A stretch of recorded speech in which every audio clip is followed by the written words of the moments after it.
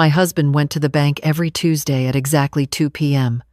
For 38 years of marriage, rain or shine, sick or healthy, he never missed it. When I asked why, he'd kiss my forehead and say the same thing every time. Just keeping our future secure, Maggie. I believed him. Why wouldn't I? Bob was an accountant. Numbers were his language, organization, his religion. Our bills were always paid on time. Our taxes filed early. Our retirement accounts, he assured me, were solid. The day he died, I was at the grocery store picking out avocados. David, my son, called me with a voice I'd never heard from him before. Flat, careful, like he was afraid the words themselves might shatter me. Mom, you need to come to the hospital. Dad collapsed at work. By the time I got there, Bob was already gone. Massive heart attack. The doctor said he probably didn't feel much. Quick, clean, the way Bob would have wanted it if he'd had a choice. I didn't cry at the funeral. Everyone assumed I was in shock, that the grief hadn't hit me yet. But the truth was simpler and stranger. I felt relief, not because I hated him. I didn't. But somewhere deep inside, beneath the shock and the exhaustion and the casseroles people kept bringing over, I felt like I could finally breathe. I just didn't know why yet. 3 days after the funeral, a letter arrived. Plain white envelope, no return address, my name typed on the front. Inside was a single sheet of paper from First National Bank. Dear Mrs. Thompson, we wish to express our condolences regarding your husband's passing. Per the terms of the safe deposit box lease, we must inform you that you are listed as the secondary holder. The box has been paid through the end of the year. Please contact us at your earliest convenience to arrange access. I read it 3 times. We had a safe deposit box. Bob had never mentioned it. Not once in 38 years. I called the bank that afternoon. The woman on the phone was polite, professional. Yes, the box was registered to Robert Thompson with Margaret Thompson as co-holder. Yes, I could access it. Would Thursday, at 10 a.m. work? Thursday, 2 days away. I spent them moving through the house like a ghost, opening drawers Bob had organized, looking at files he'd labeled in his precise handwriting. Everything seemed normal, too normal, like a stage set designed to look exactly like a life. David came by on Wednesday evening. He looked tired, his tie loosened, his eyes rimmed with red. He'd taken his father's death hard. Mom, he said, settling into the kitchen chair where Bob used to sit. We need to talk about Dad's finances. I've been going through his office files, and there are some things that don't add up. My stomach dropped. What kind of things? He pulled out a folder. Inside were bank statements, investment reports, documents I'd never seen. Did you know Dad had 3 different checking accounts? 3? No, we only have the joint account. Had, Mom, past tense. He pointed to a column of numbers. This account? It's been empty for 6 months. This one? Closed last year. And this one, he tapped a third statement, has a balance of $43. The room tilted slightly. That's not possible. Our retirement account alone should have over $400,000. David's face told me everything before his words did. Mom, I can't find it. Any of it. That night I didn't sleep. I lay in the bed Bob and I had shared for decades, staring at the ceiling, my mind racing through memories. The Tuesday bank trips. His insistence on handling all the finances. The way he'd pat my hand and say, "Don't worry about the boring money stuff, Maggie. I've got it covered." He'd had it covered. All right. Thursday morning arrived cold and gray. I dressed carefully, choosing a navy blazer and slacks. Armor, not morning clothes. David offered to come with me, but I said no. Whatever was in that box, I needed to see it first. Alone. The bank was a modern building, all glass and steel. The manager, a woman in her 50s named Patricia, met me at the entrance. Her smile was sympathetic, professional. "Mrs. Thompson, I'm so sorry for your loss. Your husband was a valued client for many years." She led me down a hallway to the vault. The safe deposit boxes lined the walls like metal teeth. She used 2 keys, hers and the one she'd given me, to open box 847. "I'll give you privacy," she said, gesturing to a small room with a table and chair. The box was heavier than I expected. I carried it to the table, set it down, and for a long moment just stared at it. Plain metal, locked secrets. The summary of a marriage I thought I understood. I opened it. Inside were folders. Lots of them. The first one I pulled out was labeled Investments, Actual. My hands shook as I opened it. Page after page of losses. Bad investments. Failed stocks. Risky ventures that had tanked. Hundreds of thousands of dollars. Gone. But these weren't accounts I recognized. These had Bob's name on them. Only his name. The second folder was worse. Home equity loans. 3 of them. Taken out against our house, our home, the place where I'd raised my children and planted roses and painted the kitchen 3 different colors over the years. Total debt, $270,000. I couldn't breathe. The room felt too small, the walls pressing in. The third folder nearly broke me. Credit cards, Maggie's accounts. Except I'd never opened these accounts, never seen these cards. But there was my name, my social security number, my forged signature, 15 different cards, all maxed out. Total balance, $96,000. He'd stolen my identity. My husband, the man who'd held my hand through childbirth and my mother's funeral and our daughter's wedding, had committed fraud using my name. I sat there for a long time, just breathing. In, out, trying to anchor myself to something real. At the bottom of the box was an envelope. Thick, cream-colored, my name written in Bob's handwriting on the front.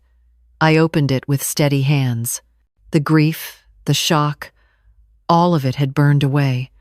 What was left was something colder, clearer. Inside was a letter. "Maggie, if you're reading this, I'm already gone, and you've found the box. I'm sorry. That's inadequate, I know, but it's all I have. 5 years ago, I made an investment I was sure would pay off. It didn't.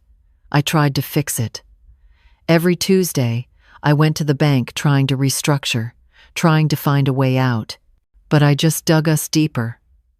The house loans, the credit cards in your name. I did it to buy time. I thought I could fix it before you ever had to know. I was wrong. By the time you read this, we're probably bankrupt. The house will likely go into foreclosure. Your credit is destroyed. I know you'll hate me. You should. I was trying to protect you from my mistakes, but all I did was make you pay for them. I'm sorry. I love you. That part was always real. Bob." I folded the letter, placed it back in the envelope, and put everything back in the box. Then I walked out of that room with my spine straight and my jaw set. Patricia was waiting. "Are you all right, Mrs. Thompson?" "No," I said honestly, "but I will be. I need copies of everything in that box, and I need the name of a good lawyer who handles financial fraud." Her eyes widened slightly, but she nodded. "I'll make the copies myself. And Mrs. Thompson? I'm truly sorry." By the time I got home, David's car was already in the driveway.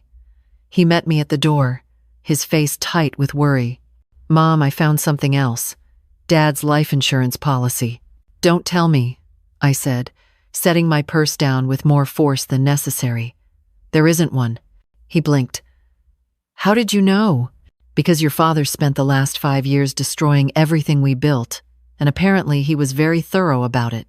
I walked past him into the kitchen, pulled out the copies from the bank, and spread them across the table. "Sit down, we have work to do." David read through everything, his face going pale, then red, then pale again. When he finished, he looked up at me with tears in his eyes. "Mom, this is bad. This is really, really bad. I know. The house, your retirement, your credit, everything is gone. I know. How are you so calm?" I sat down across from him, folded my hands on the table. Because anger is useless right now. What I need is a plan. The lawyer's name was Jennifer Rodriguez. Patricia from the bank had recommended her specifically for cases like mine. We met in her office the following Monday, a bright space with windows overlooking downtown Portland. She listened without interrupting as I walked her through everything. The safe deposit box, the loans, the credit cards, the forged signatures, Bob's letter. When I finished, she sat back in her chair. "Mrs. Thompson, I'm going to be direct with you. This is one of the worst cases of spousal financial abuse I've seen, and I've seen many." The word hung in the air. Abuse. Your husband systematically destroyed your financial security and did it in your name. That's not just mismanagement. That's fraud. It's identity theft. It's a crime. "But he's dead," I said. "What can we do?" "We can prove you weren't complicit. We can work with the creditors to show the signatures were forged. We can potentially save the house by demonstrating the loans were fraudulent. But it's going to be a fight." "How long?" 6 months, maybe a year. And it's going to cost money you probably don't have. I thought about the $43 in our checking account, about the empty retirement funds, about the pile of debt with my name on it. Then I thought about the letter, about Bob's careful handwriting, about 38 years of, "Don't worry, Maggie. I'll find the money," I said. "Tell me what we need to do." That night, Emily called. My daughter had always been closer to her father than to me. When I told her what I'd found, the silence on the other end of the line stretched so long, I thought she'd hung up. "Mom," she finally said, her voice small. "Are you sure? Maybe there's an explanation." "I have the documents, Emily. I have his letter admitting to it. But Dad wouldn't do that. He loved you. He loved us." "He did," I said. "And he also stole my identity and destroyed our financial future. Both things can be true." She hung up shortly after. David called me an hour later to tell me Emily had called him, crying, insisting I was wrong, that I was speaking badly about Dad, that grief was making me irrational. "She'll come around," David said. "Give her time." But I wasn't sure, because I'd seen this before, in other contexts, with other families. The person who refuses to believe. The one who needs the lie to be true because the truth would shatter something fundamental in them. The next few weeks were a blur of paperwork and phone calls and meetings. Jennifer filed reports with the credit bureaus, contacted the credit card companies, gathered evidence of the forged signatures. We hired a handwriting expert who confirmed what I already knew. I hadn't signed those applications. David threw himself into helping me. He organized files, made spreadsheets, attended meetings. One evening, as we sat at the kitchen table going through another stack of documents, he looked up at me. "Mom, I need to tell you something." I set down my pen. "Okay." A few years ago, Dad asked me to invest in something with him. A tech startup. He said it was a sure thing, that we'd make a fortune.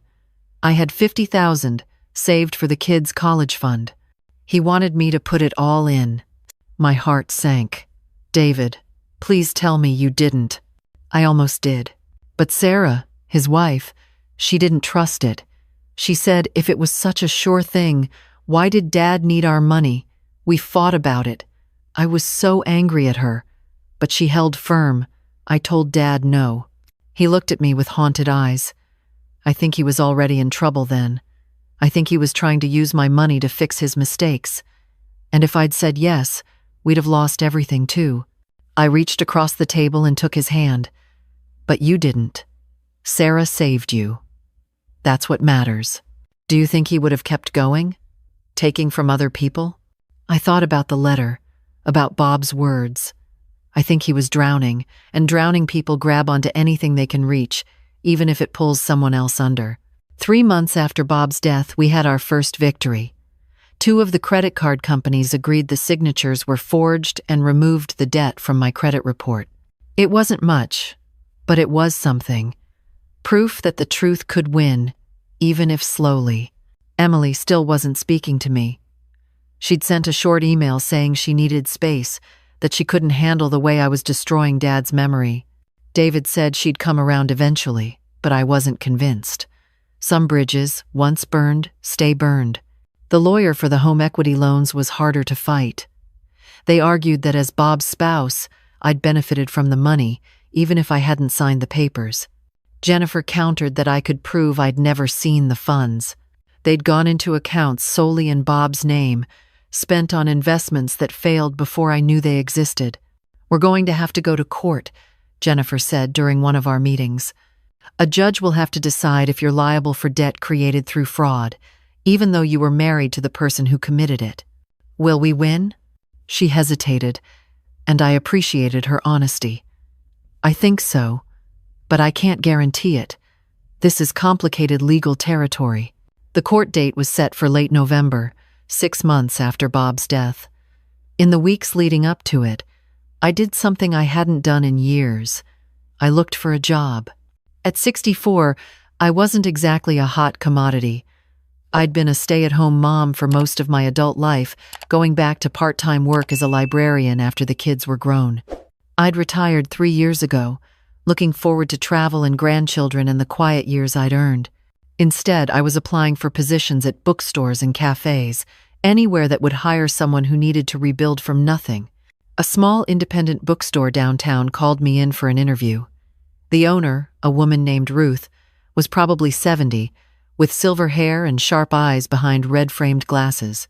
"So," she said, looking over my sparse resume, "you worked as a librarian, you've been married for nearly 4 decades, and now you're looking for work. May I ask why?" I could have lied, made something up about boredom or wanting to stay active, but I was tired of lies, even kind ones. My husband died 6 months ago. I just found out he stole my identity and destroyed our finances. I need a job because I'm trying to avoid losing my house. Ruth set down the resume and looked at me for a long moment. Then she smiled. "When can you start?" I worked at Ruth's bookstore 3 days a week. The pay wasn't much, but it was something. More importantly, it gave me a place to go, a purpose that wasn't just survival. I liked recommending books to customers, organizing the shelves, feeling useful. Ruth and I became friends. One slow afternoon, she told me about her own marriage, which had ended in divorce 30 years ago. "He wasn't dishonest about money," she said, restocking the mystery section. "He was just dishonest about everything else. Other women, other lives, other versions of himself. When I finally left, everyone told me I was overreacting, that all marriages had problems, that I should try harder." She looked at me. "But you know what I learned? The people who tell you to try harder are usually the ones who've never had to try at all." The court hearing was on a Thursday, cold and damp, with the threat of rain. David came with me. Emily didn't. She'd sent a text the night before. "I can't watch you do this to Dad's name." "I'm sorry," I'd replied. "I understand. I love you." She hadn't written back. The courtroom was smaller than I expected from TV shows. The judge, a man in his 60s named Harrison, listened to both sides present their arguments. The bank's lawyer argued that I was Bob's spouse, that I'd lived in the house, that I'd benefited from the marriage, even if I hadn't directly benefited from the loans. Jennifer stood and, in a calm, clear voice, destroyed that argument piece by piece. She showed the forged signatures, the expert testimony, the separate accounts, the pattern of deception. She showed Bob's letter, his own admission of fraud. Then she called me to the stand. "Mrs. Thompson," she said, "when did you first learn about these loans?" "When I opened the safe deposit box after my husband's death." "In 38 years of marriage, did your husband ever discuss taking out equity loans on your home?" "Never." "Did you receive any of the money from those loans?" "No. It went into accounts I didn't know existed." "Did you sign the loan applications?" "No, I did not." The bank's lawyer stood for cross-examination. He was young, probably in his 30s, and he had the polished aggression of someone who'd never really lost anything. "Mrs. Thompson, isn't it true that you trusted your husband with the finances?" "Yes." So, you chose not to be involved in financial decisions? I met his eyes. I trusted him. That's not the same as choosing to be defrauded. But you benefited from the marriage. You lived in the house those loans were taken against. I lived in my home, yes. The one my husband and I bought together 40 years ago. The one he put at risk, without my knowledge or consent. You expect us to believe that in 38 years you never suspected anything? That was the question, wasn't it? The one I'd been asking myself for 6 months. I took a breath. My husband was an accountant. He was good with numbers, organized, trustworthy. Or so I thought. He hid his mistakes behind competence, behind my trust, behind 38 years of me believing that love meant not questioning, not doubting, not looking too closely at the things he told me not to worry about. I paused. Was I naive? Probably. But naivety isn't consent to fraud. The judge called a recess. We waited in the hallway, David pacing, Jennifer checking her phone, me sitting perfectly still on a wooden bench. You did great, Mom, David said. I nodded, but I wasn't thinking about my testimony. I was thinking about Emily, about the daughter who couldn't accept what her father had done, who needed the lie more than she needed the truth. After an hour, we were called back in. The judge looked at both lawyers, then at me. I've reviewed all the evidence, he said. The forged signatures, the expert testimony, the defendant's own written admission. While I understand the bank's position regarding spousal benefit, I cannot ignore the clear evidence of fraud committed without Mrs. Thompson's knowledge or consent. I'm ruling in favor of the defendant. The loans are void. The liens on the property are released. David grabbed my hand. Jennifer smiled. And I felt something that had been clenched tight in my chest for 6 months finally release. We'd won. But walking out of that courthouse, I didn't feel triumphant. I felt tired and older and strangely empty. Because what had I won, really? My house, yes. My name cleared, yes. But I'd also lost a marriage I thought I understood, a partner I thought I knew, and maybe a daughter who couldn't forgive me for telling the truth. That night, Emily called.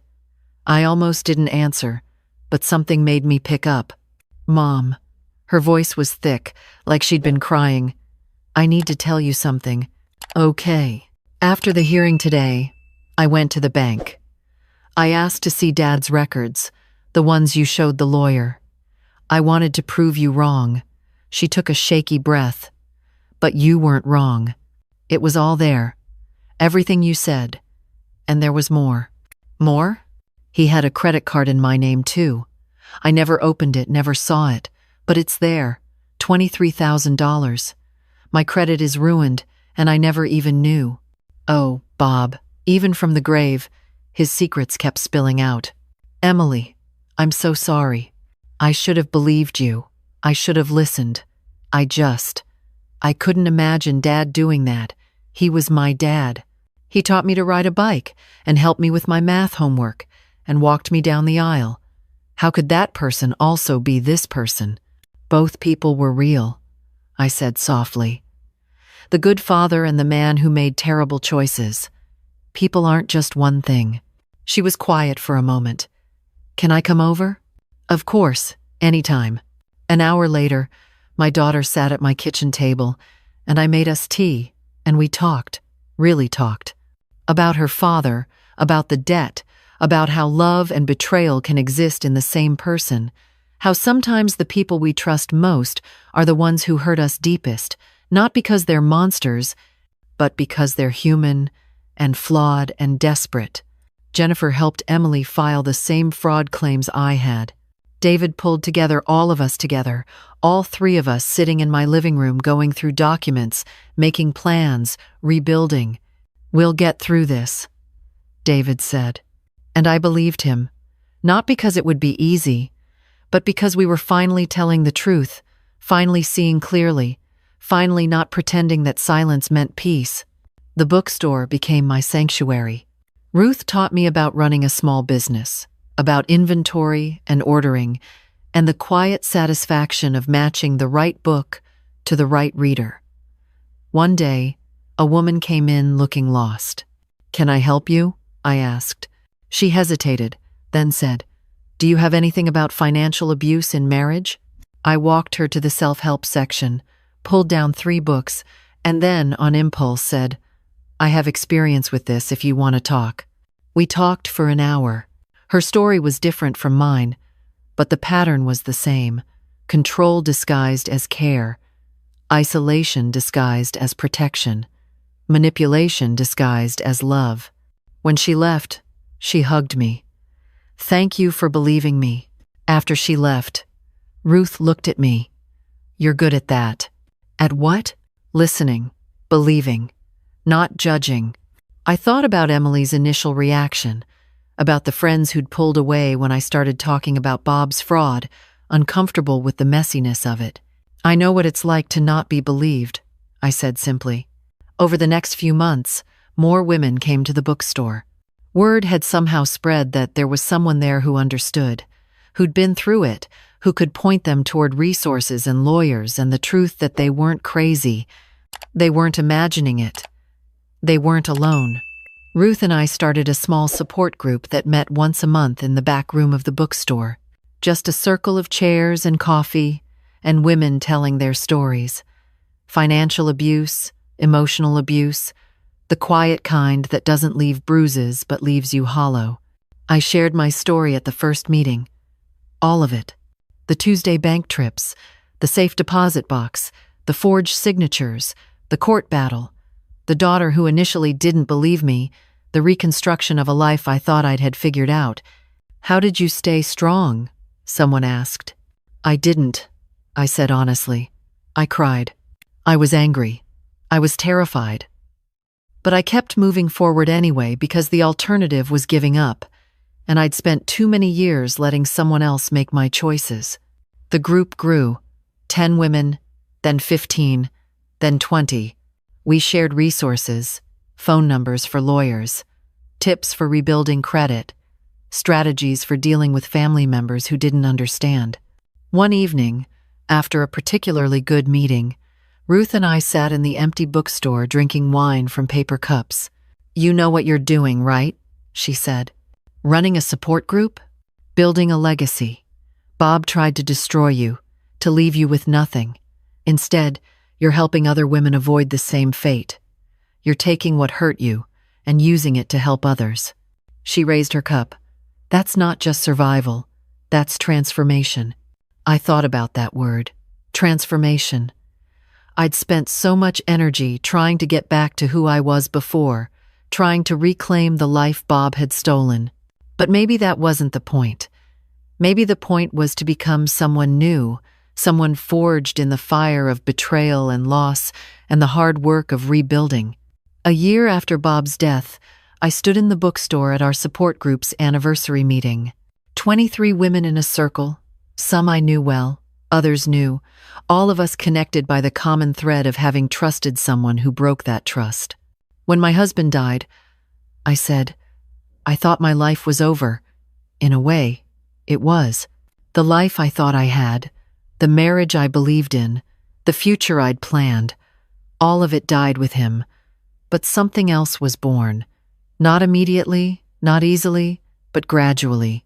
I looked around the circle. What he did to me was wrong. Legally, morally, ethically wrong. And I won't pretend otherwise. But what I did next, that was my choice. I could have stayed angry, stayed a victim, stayed stuck in the betrayal.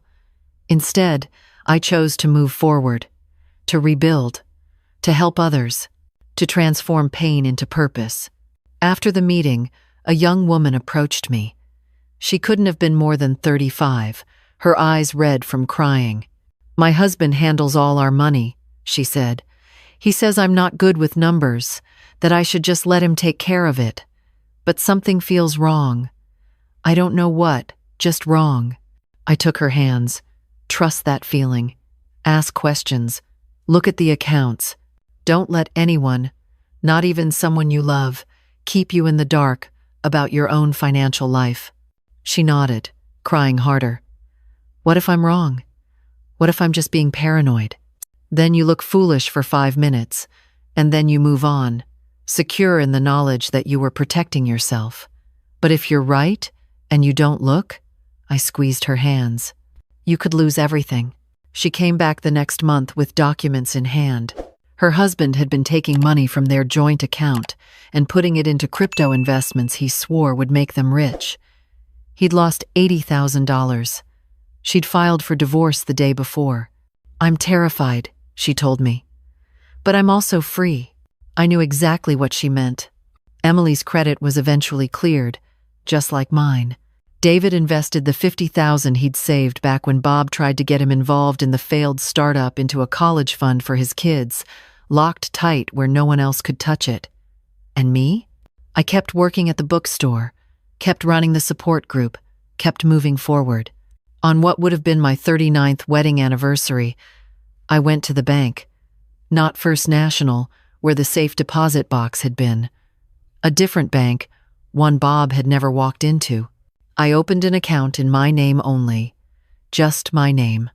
And I deposited my paycheck from the bookstore, modest but mine. The teller smiled at me. Is there anything else I can help you with today, Mrs. Thompson? Actually, I said, I'd like to change my name on the account. Not Thompson, my maiden name, Margaret Sullivan, because that's who I'd been before Bob, before the marriage, before the 38 years of trust that turned to ash, and that's who I was going to be moving forward. Not erasing the past, but reclaiming the parts of myself I'd set aside. I walked out of that bank with my head high, and for the first time in a year, I felt like I knew exactly who I was. If you're reading this, if any of this sounds familiar, the locked doors, the secrets, the feeling that something's wrong but you can't quite name it, trust yourself. Ask questions. Look at the documents. Don't let anyone tell you that love means blind trust, because it doesn't. Love means partnership, transparency, respect. And if you find out you've been betrayed, if you open that safe deposit box and your world falls apart, remember this: you are stronger than you know. The person who tried to erase you didn't succeed. You're still here. And that means you can rebuild. I did, and so can you.